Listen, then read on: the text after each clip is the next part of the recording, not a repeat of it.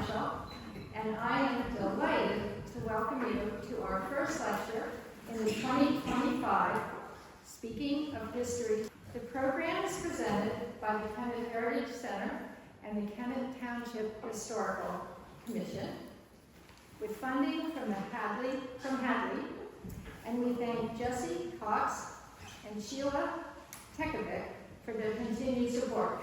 That's really important because we want a grant next year. So I'll say that, right? Yes. So more details about these talks can be found on our KennettHeritageCenter.org website. Our museum is just down the road, as most of you know, and we're open on weekends from April until December, with just a couple exceptions, Mother's Day, Father's Day. And now, for the shameless request, we accept all donations, cash, check, credit card, and PayPal. We're a 100% volunteer organization. The Kennett Historical Commission meets the first Thursday of every month at 7 p.m., and we also welcome visitors. We're working with the township and our surrounding municipalities to develop our nation's 250th anniversary celebration in 2026. And if you're interested, please stop by. And stopping by leads me to our guest speaker today. Tina stopped by about 3 years ago, and her love of where she lived in Hamorton Village and her evident interest in history, we just fell in love with her and asked her to join our ranks, and she became a commissioner a year ago. She managed to completely overhaul our library, our resource center at the township building, and on June 3rd, we will be updated our National Register nomination for Hamorton Village, largely on the information that you're going to hear about today.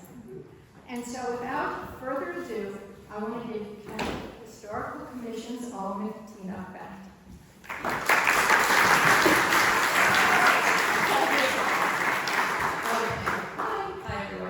So thanks. I'll jump right into this. So a little bit about what we're going to talk about today. I'm just going to use these slides. We're going to talk about, obviously I'm going to introduce myself. We're going to talk a little bit about the lands, because where Hamorton sits actually goes back, and there's some new findings from 1777 in that area, so that's kind of cool.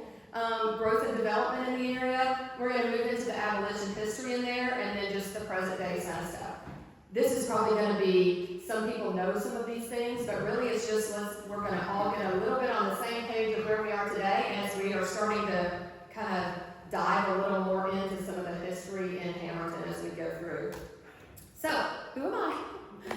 My name is Tina Bennett. If you can't tell, I didn't grow up here. I know the accent gives me away, so you're going to hear a y'all here and there, whatever. I grew up in the South, so I'm from Atlanta, right outside of Atlanta. I moved here, my family and I, in 2020. So, that was fun.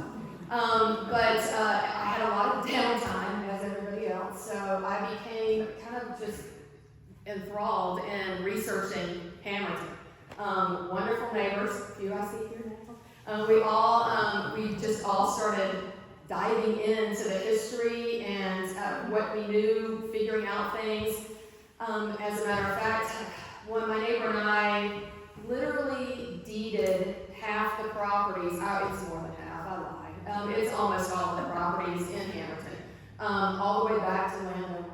And so we have the list of who owns what property all the way back to the landowners of every property that's in Hamorton. And it exposed quite a bit, and then it made us question quite a bit. And then we started researching more and more. Chester County Archives has been great information on pulling certain things. So we've been doing a lot of the deep dive and digging, and we're honestly have just scratched the surface on what we're finding today, I really think. And so I've been in love with this area since I moved here.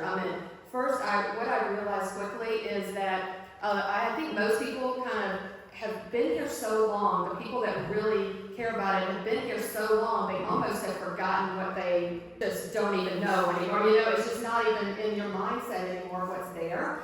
And so it's just really cool to be able to kind of remind people what that history is. this and what's there. So I kind of just really dived into some of that.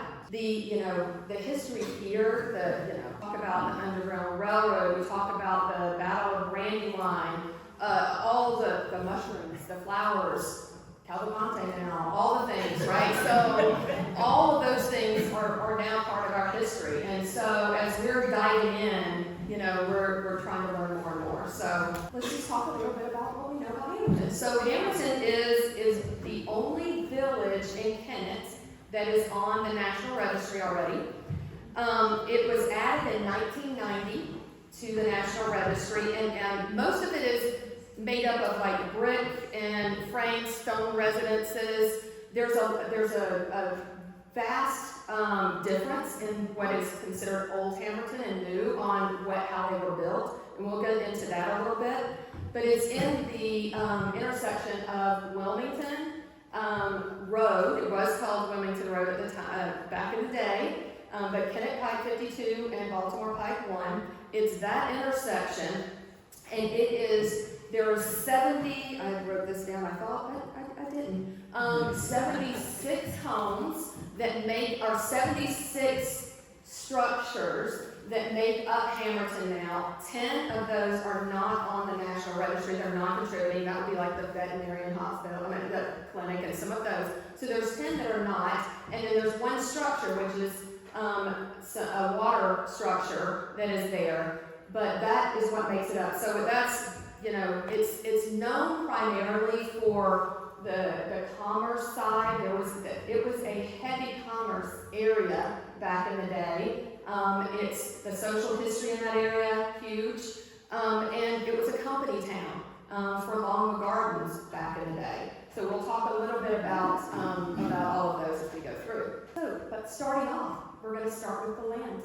And I'm hoping this works, because I have to use my hotspot, but I really thought this was cool because it was just updated.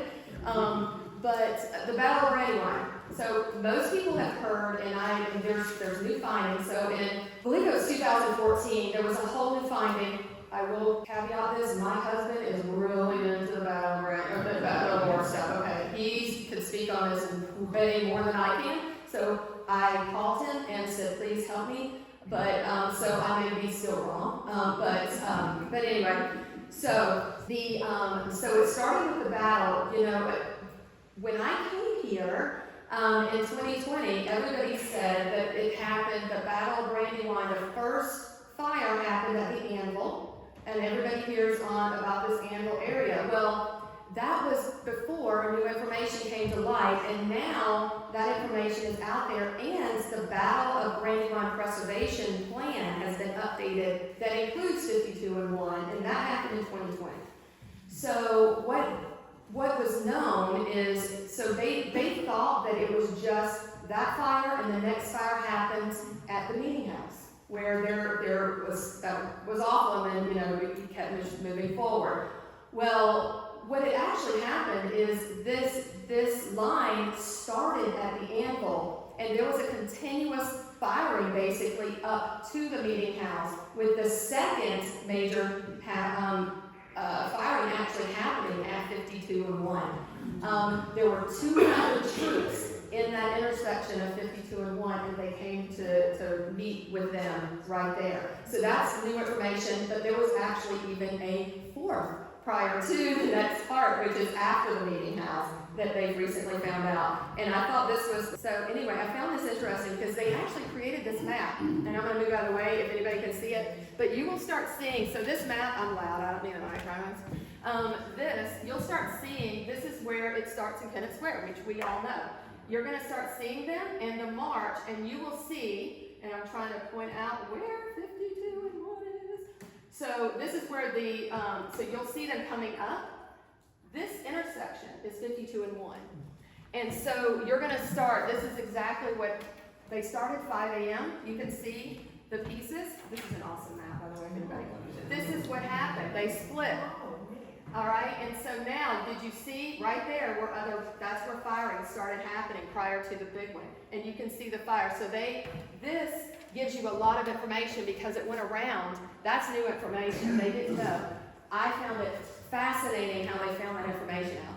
This information was actually found based on new authors that are there today that went overseas and were looking at other journals of other British soldiers and other people, and that's how they actually found some of this information. So it's not some of the local, because the local pieces, they're lost. So this was where all of this came to light, and they're still studying some of that today, and so it's fascinating to learn some of that. So, all right. So anyway, we're back. Okay. So there's another report out recently in the earlier years, and this I think needs a little more verifying in my opinion. But there was a report because I'm hearing that there was other places called Logtown, but according to the National Registry, Kennett actually used to be called Logtown because there was actually a log mill in the area. I can't find anything on that. I haven't dug very hard, but I think that's interesting, and we may find more of what actually happened there.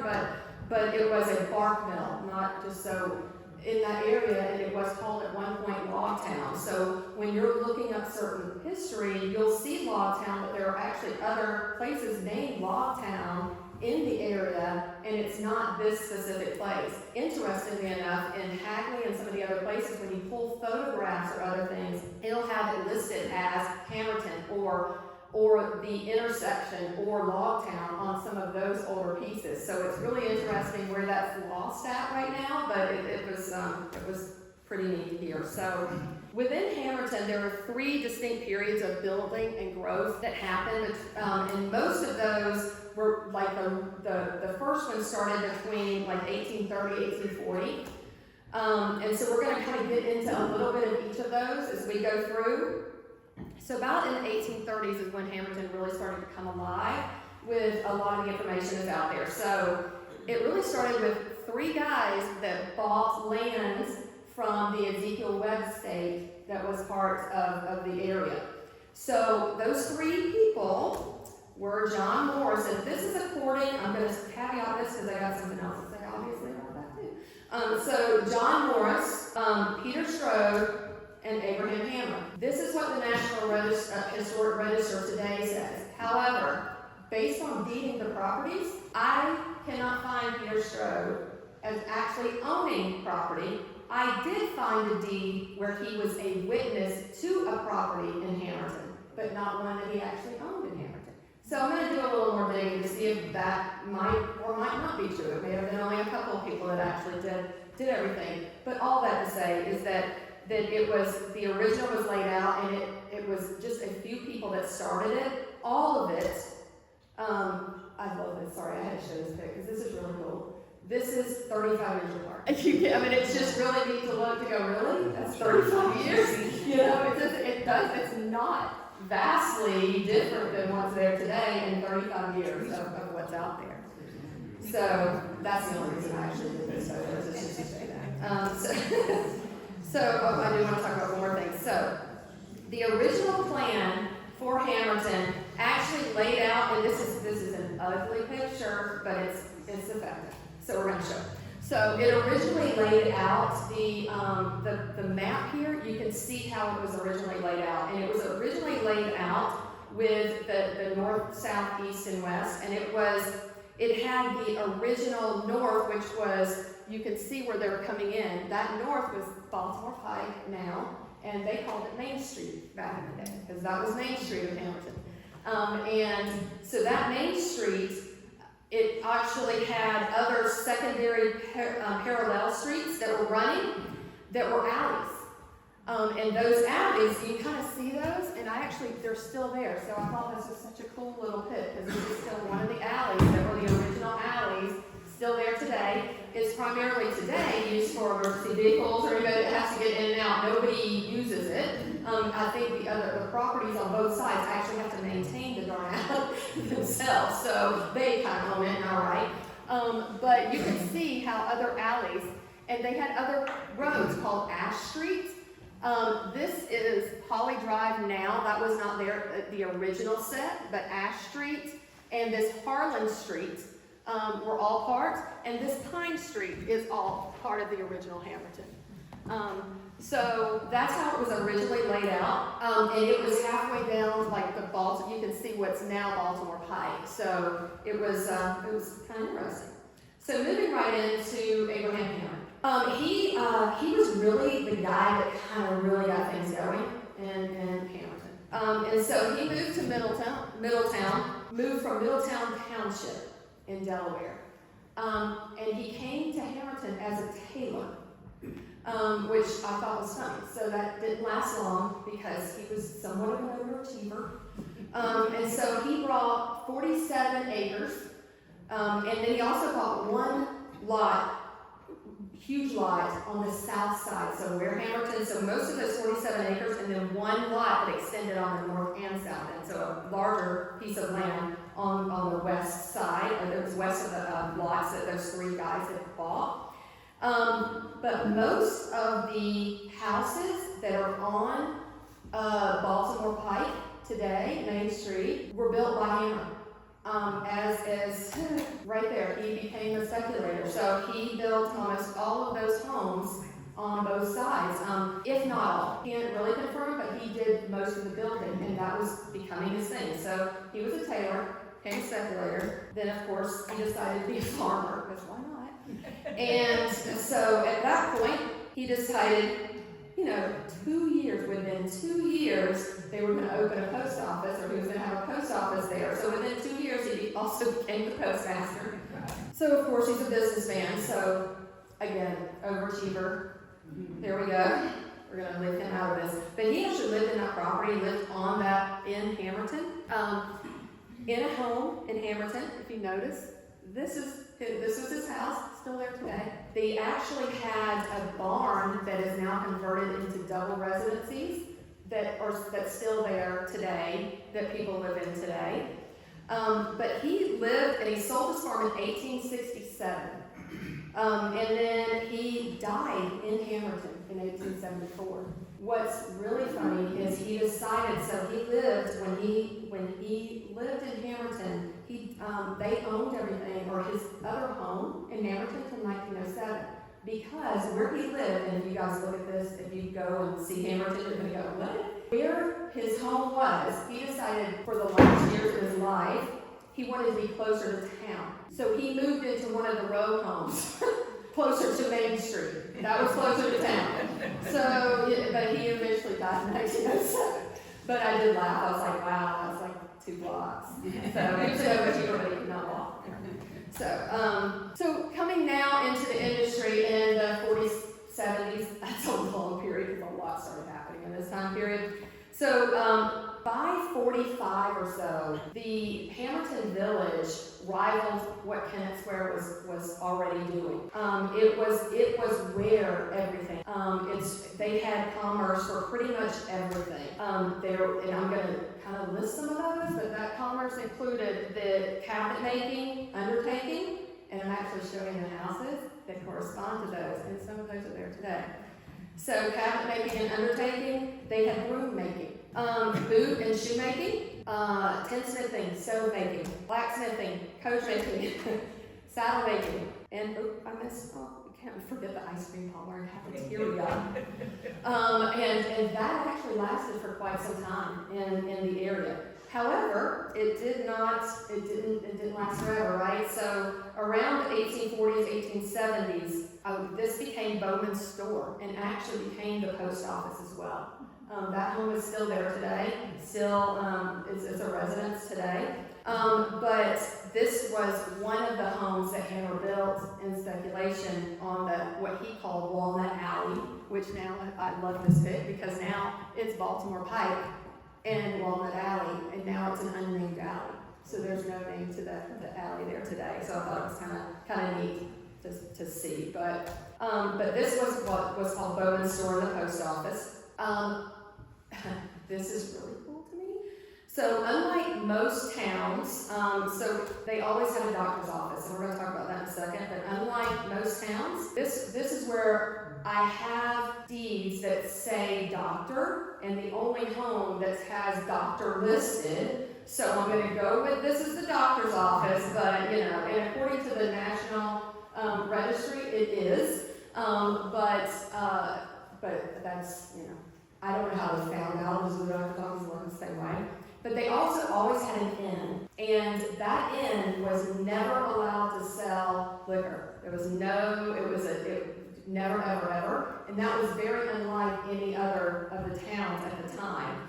But because of all the Quaker influence that was really heavy in the area, never were allowed to have alcohol. And I actually found petitions, not once but twice, and I have copies of those, that were denied, and it was signed by almost everybody in Hamorton at the time, which cracks me up. I was like, it's not going to work. Okay, so, but they were denied even being able to provide liquor. But they were always denied the inn, and today they're still in, because it's an Airbnb now. So it's still there.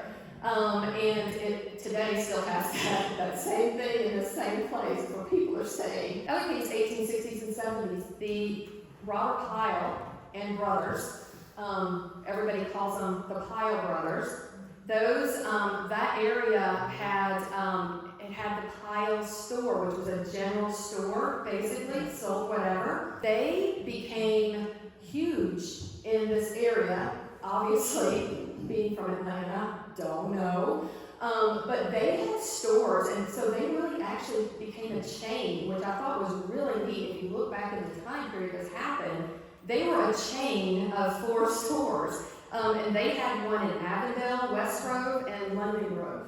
So it was the Pyle Brothers General Stores, and they were in all of those areas. And I thought that was kind of neat. If you really look back at chains, it was a literal chain in 1860s and 70s. Became a gas station. I think that there was somebody that I'm almost curious, and I wish John Pater was here. But if you were here, is this a picture you were talking about?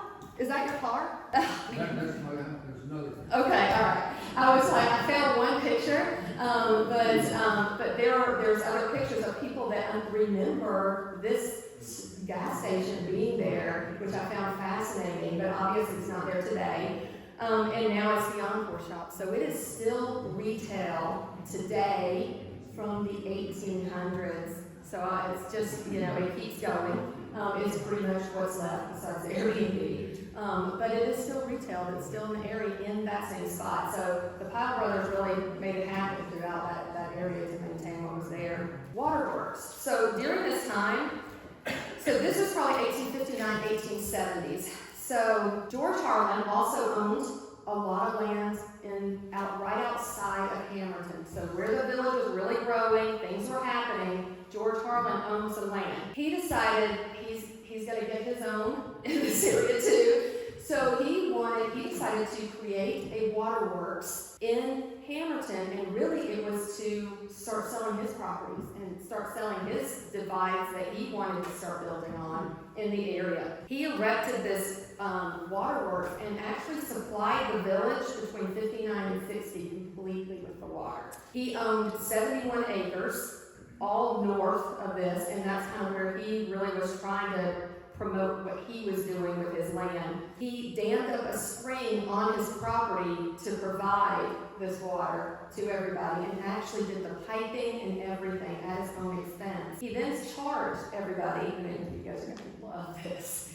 He charged everybody, I think it was $5 or 20, for the water to go in there. So it was charged per spigot, right? And so those spigots, it was rented to 25 houses, and it was charged per spigot $5, per horse $1. So if you wanted to hook your horse up with it, you could pay $1 and be on his waterworks at the time.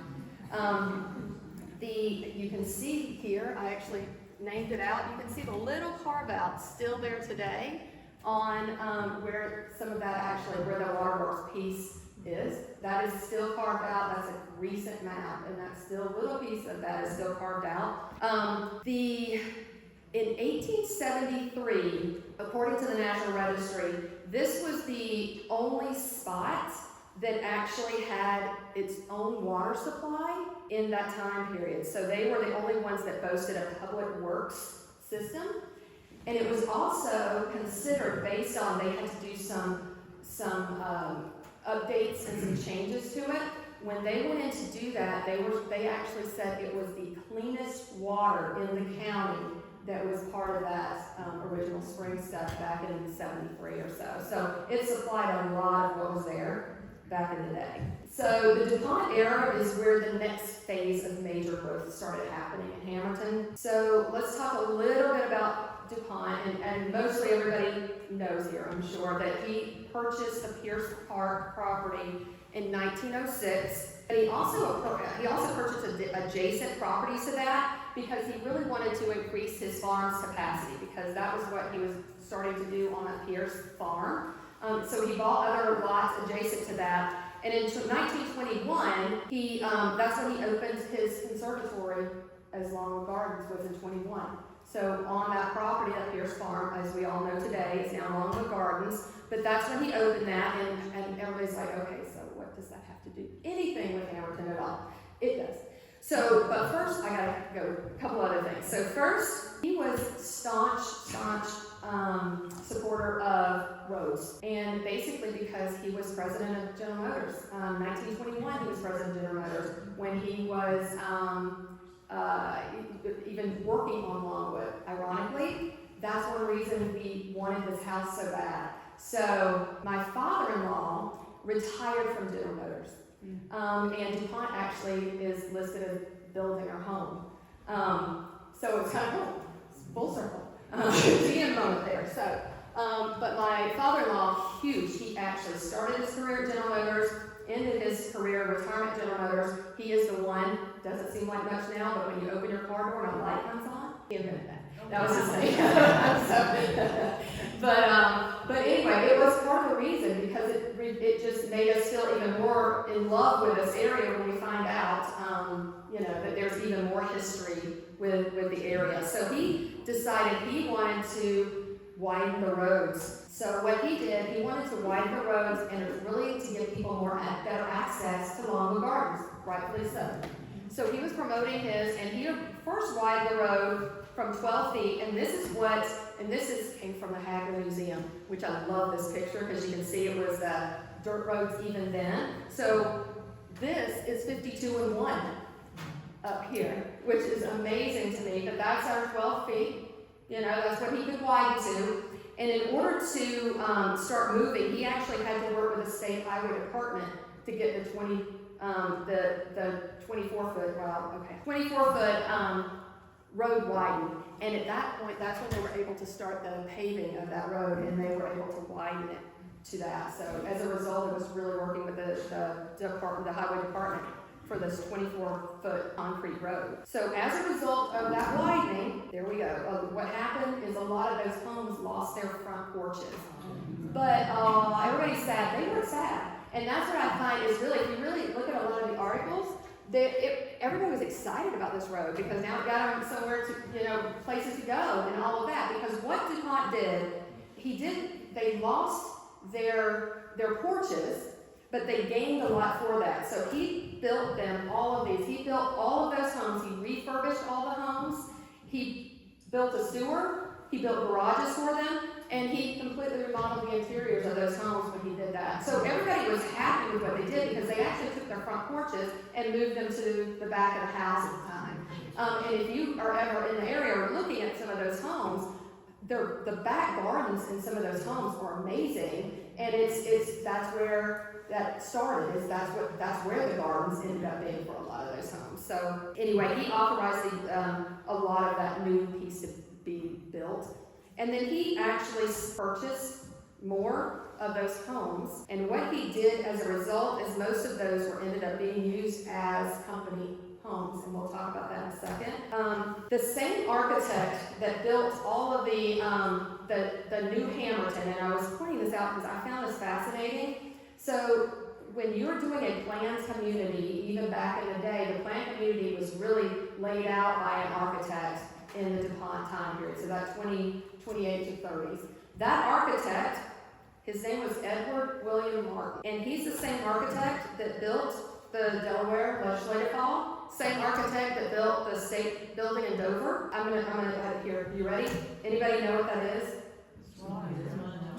I just really wanted you guys to say because I did not know how to pronounce it. So, yay. So it built this, whatever that is in Lowe's. And then you may actually recognize this little guy. So he actually even built, and was an architect at Kennett High School. He built the DuPont High School, Avon Grove High School at the time. So there were a lot of schools. He was very into that. But the same architect that built the new Hamorton, which we'll get into in a second, is the same architect that did all of these pieces that came to light. So it was really interesting. So the new Hamorton, that was really the 28-30 time period in 19.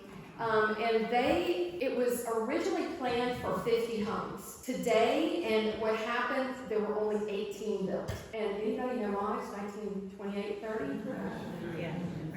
Done. It was over at that point. So once the Great Depression hit, everything stopped, and nothing else was ever created after that. There are plans out there that actually show from Longwood's plans, because at the time it was Pierre DuPont, and Longwood still owned this, and they were still building. He's building these homes himself because he wants these for his employees at the time. So everything that this architect did, he hired him to start building these homes for his employees.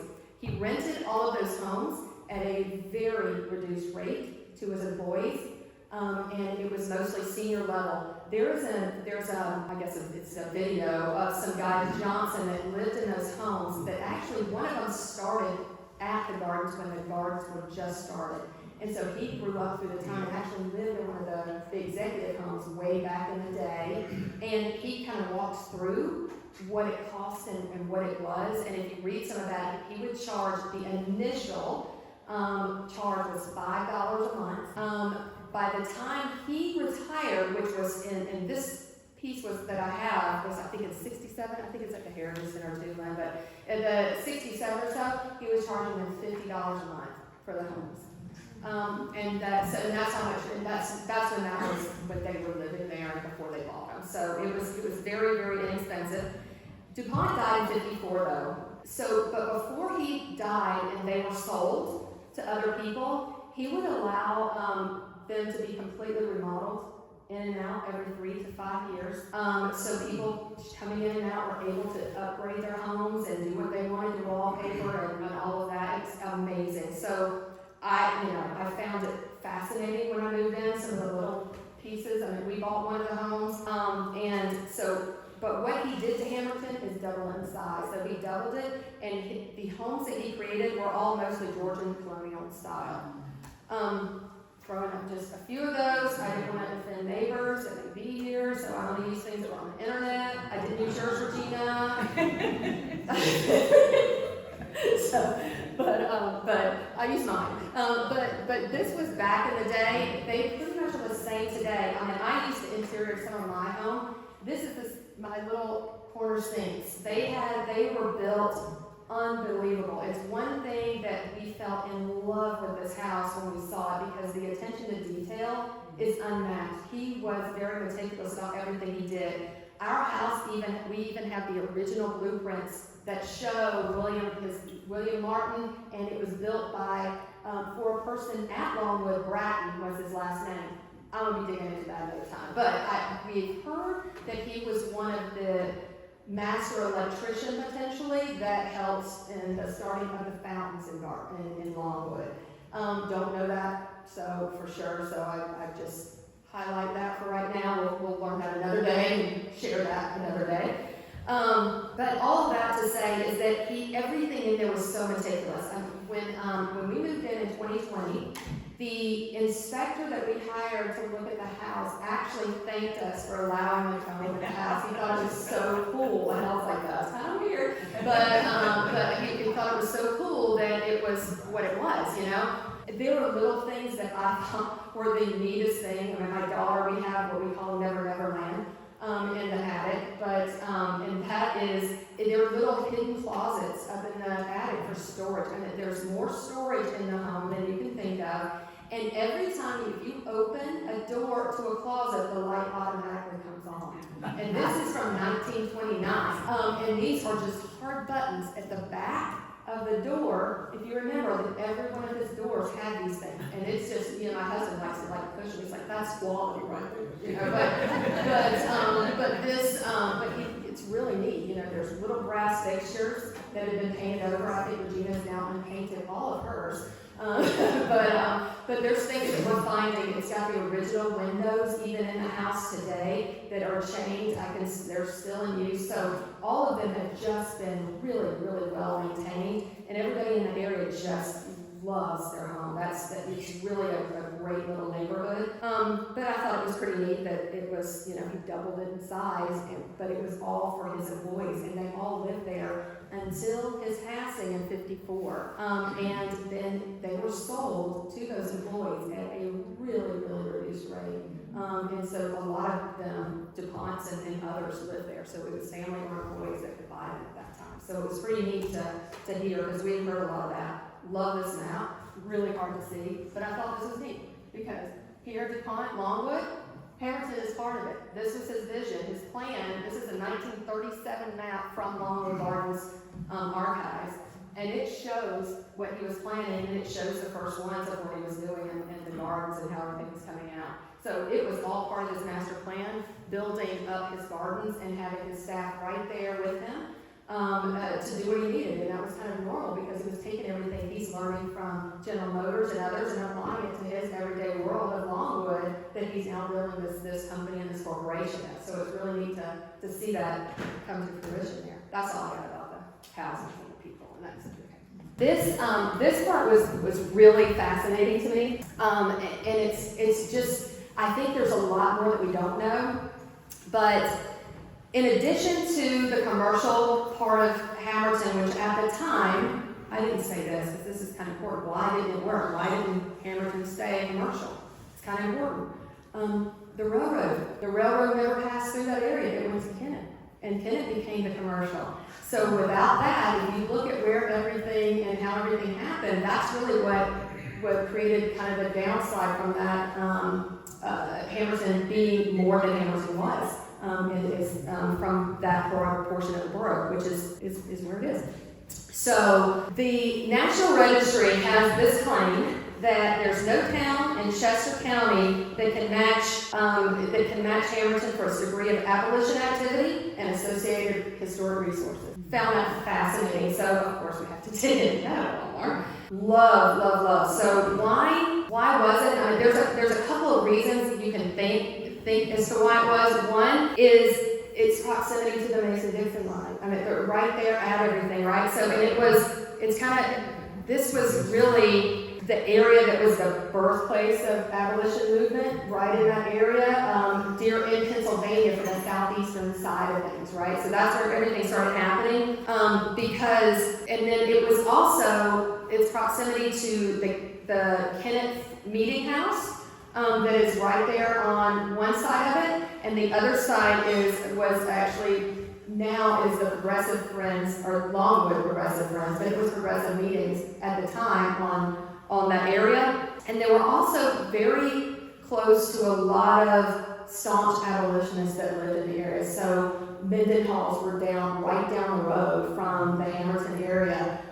Garrison right in the Wilmington, some of those areas. So there were some really big names, very close in proximity, and some people that actually, we'll talk about one of them in a minute, which is Fussell. I think that had a lot to do with why it became so big. But first I want to talk about this lady, and her name is Sarah Pearson. And Sarah was between the 40s and 50s, and it was mid-50s that she sold her store. But she opened actually a store in Hamorton that was free of goods, and I'm going to say just how it is, free of goods produced by slave labor in the village.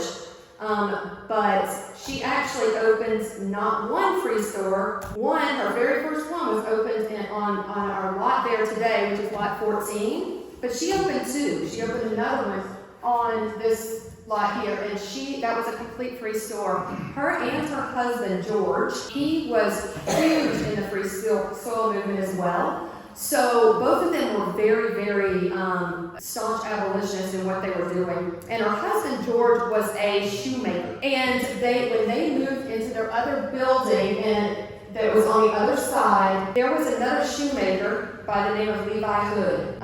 Levi was a 16-year-old black male. He lived in their home in 1850s with them, and he was an apprentice to George baking shoes. That's according to the 1850 census as well. Made sure I was right. So there's a copy in there, and it shows he lived in their home. He and Levi, interestingly enough, loved the fact that this was out there, but he was the son of Reverend Levi Hood, and he was the founding member of the African Union Church in New Garden. He's actually part of the Longwood Cemetery tour.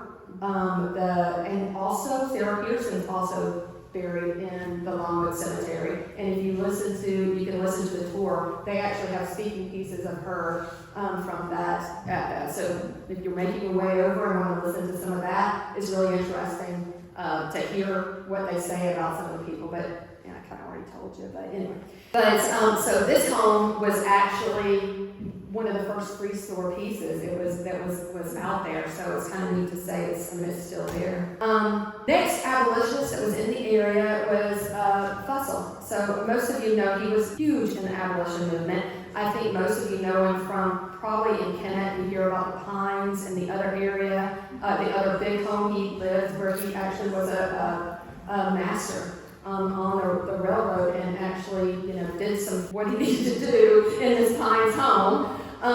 But he left Kennett, and in 1845 he came back to Hamorton. Now, I can't confirm that he lived in the home in Hamorton, but he did purchase this home in Hamorton, which is again his now Airbnb.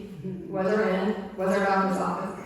I do know he sold it to another doctor, so that's the other thing. He was a doctor, he sold it to another doctor. However, when he purchased this home, he immediately advertised this boarding school. And this boarding school was advertised. I'm going to read it because I loved it. Kennett Boarding School, irrespectful of color. And he was creating this boarding school. There's some conflict of did he actually start the boarding school in this house that he bought, and that's where it went?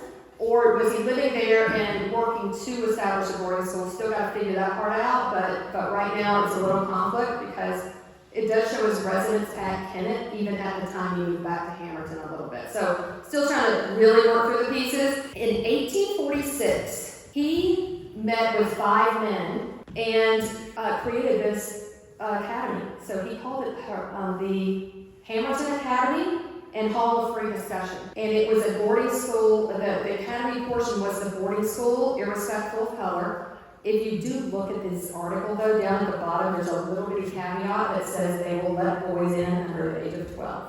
So it's just a little bitty that close. So he met with them in 46, or met with them when he got there. 46, he met with these guys, and they purchased land in Hamorton to build this school. And those people, I wanted to name them because I thought that was really interesting if you start listening to some of the names that were part of this. The people that he met in there, I think it was Abraham Hammer was part of it. Again, a lot to do with the abolition movement. It was Harlan.